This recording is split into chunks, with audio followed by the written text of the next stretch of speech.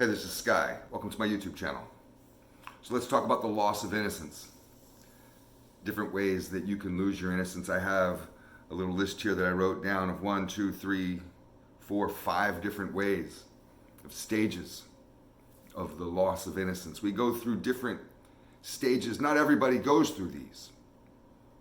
Some people remain more innocent than others throughout their lives. And it's because they haven't hit some of these stages. But I think that going through all the stages is the mark of wisdom. That's how you become a wise man.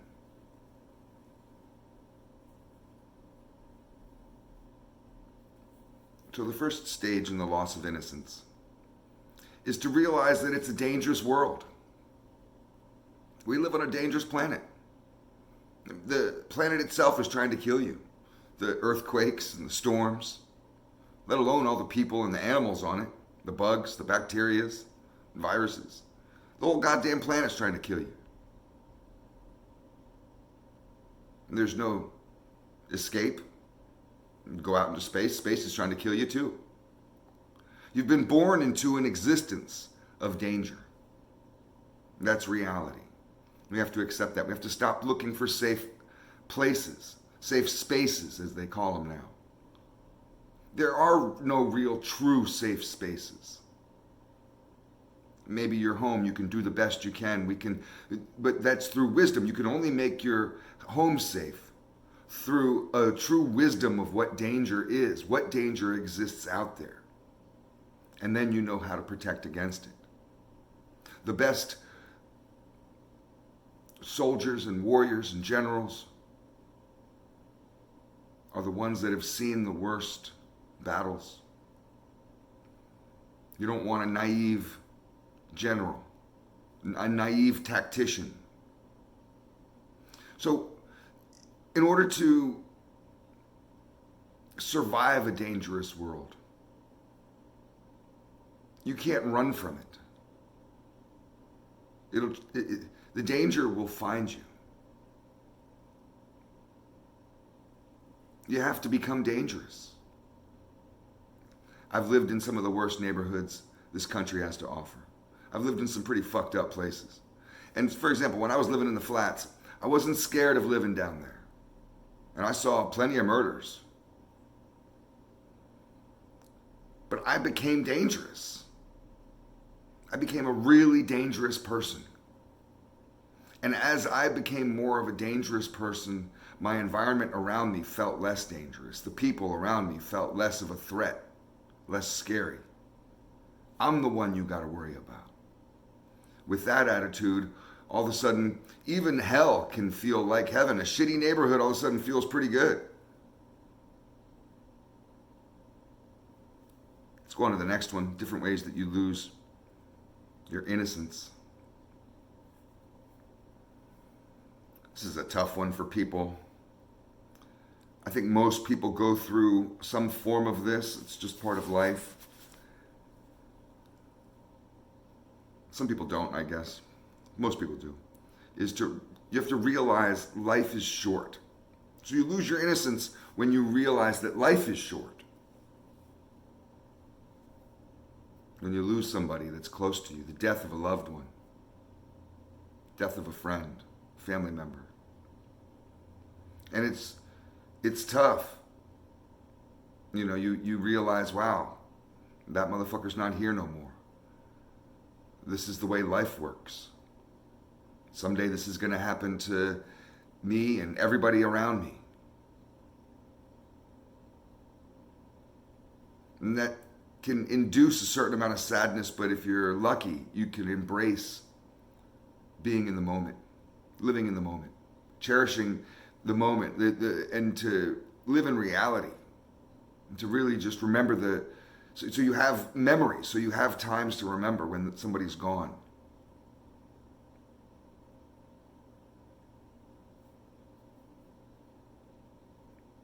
I went through this on a couple different stages. I've been through death so many times. Every time that I go through death, it sucks, obviously. Sometimes are worse than others. The worst times are the ones that are people that are taken before It feels like their time with my father. He was murdered at age 46. That hit me hard. That's a true loss of innocence, is when your father dies. It hit me like a Mack truck, and I was 20 years old. And I went through my transition right there, forced, sink or swim, forced to become a man. I no longer had my father, and I could now move into that role. I could now be the leader, the alpha.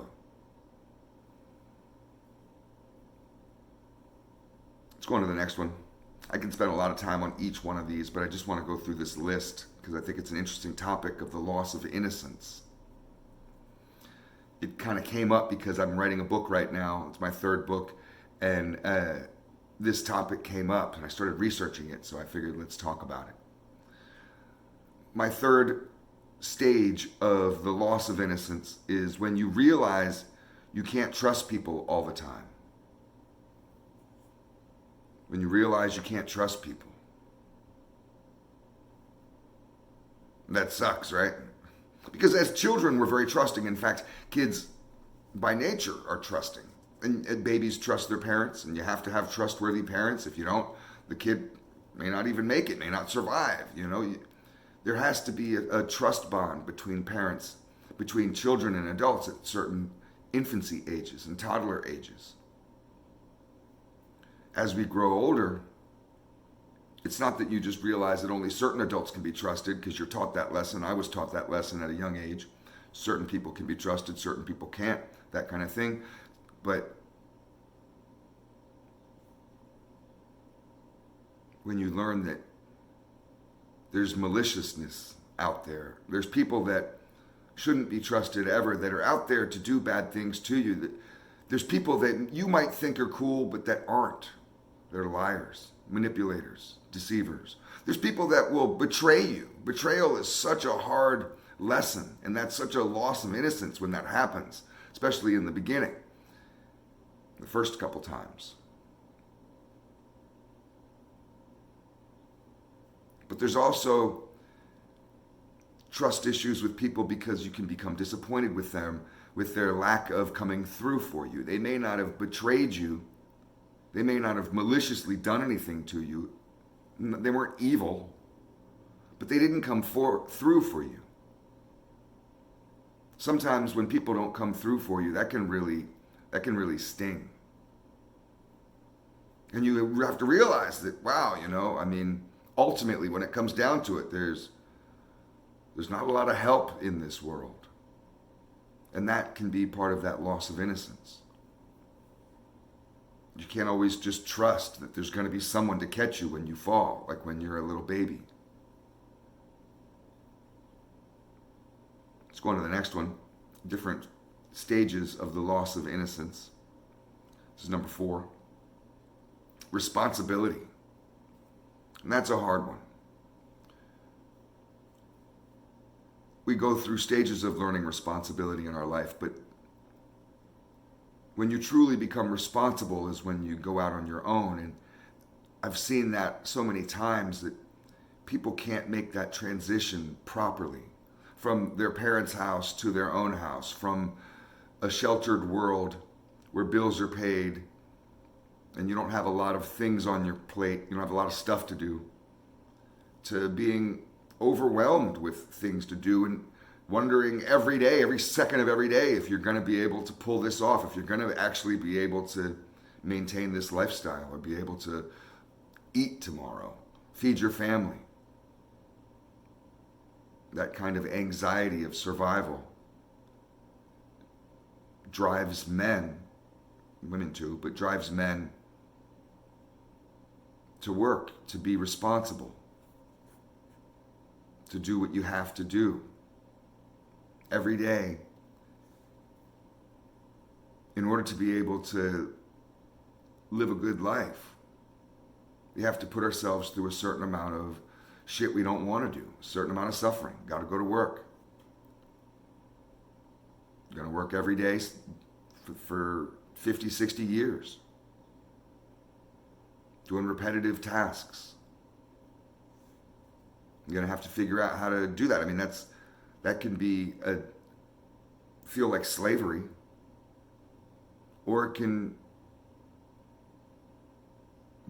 be something that you get into, at the very least tolerate, because of your mission of survival and of being responsible to take care of your family, being responsible to pay your bills, being responsible to upkeep a home and those types of things. Responsibility is a tough transition for people. And I see it because I do life coaching with people that are pushing 60. They're still having a hard time transitioning out of that 16-year-old mind frame into an adult mind frame. I see it with 30-year-olds. I see it in all age groups. So we have to learn responsibility, and that's kind of a loss of innocence, kind of putting that child behind and becoming full adults. The last one, this is loss of innocence, is relationships. We lose our innocence through relationships with women, love relationships. Obviously, there's sex. One of your first stages of losing innocence with relationships is with sex. You kiss a girl, finger fuck a chick, she sucks you off, or you eat her out, 69, you guys get a little freaky. That's a lot of people's first experience. It could even just be more innocent than that, spin the bottle. But then when you actually have sex, intercourse, penetration, you feel like a man. I'll never forget. I wanted to have sex so bad, and I finally did, and I felt like such a man. But there's also love. When you're in love, in that relationship of yours, even if it's puppy love, even if it's a high school love, that's different than a crush.